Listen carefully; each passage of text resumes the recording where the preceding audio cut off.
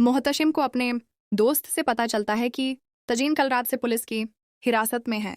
उस पर कॉलेज के प्रिंसिपल के 20 लाख रुपए चोरी करने का आरोप लगाया गया है। ये खबर सुनकर मोहतशिम हैरान रह जाता है। उसे यकीन नहीं होता कि तजीन ऐसा कुछ कर सकती है। वह तुरंत उससे मिलने के लिए पुलिस स्टेशन पहुंचता है। मोहतशिम तजीन से पूछता है कि आखिर ये सब कैसे हुआ। तजीन गुस्से में उसकी तरफ देखती है और कहती है कि इस पूरी साजिश के पीछे वही है। उसे लगता है कि मोहतशिम नहीं चाहता था कि उसकी शादी हो और उसने जानबूझकर उसे इस मुसीबत में फंसाया है।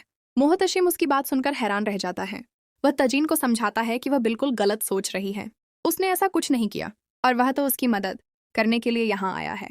मोहतशिम उसे याद दिलाता है कि उसने पहले भी उसकी मदद की थी और अब भी वह उसे इस मुश्किल से बाहर निकालना चाहता है। तजीन उसकी कोई बात मानने को तैयार नहीं होती। इसके बावजूद मोहतशिम उसके लिए कोशिश करता है और आखिरकार उसकी जमानत करवा देता है। जेल से बाहर आने के बाद भी तजीन के मन में मोहतशिम को लेकर शक खत्म नहीं होता। वह उससे दूरी बनाए रखती है और उसकी किसी बात पर भरोसा नहीं करती। लेकिन घर लौटते समय तजीन की कार का अचानक एक्सीडेंट हो जाता है। हादसे के बाद उसकी हालत गंभीर हो जाती है और मोहतशिम की परेशानियां और बढ़ जाती हैं।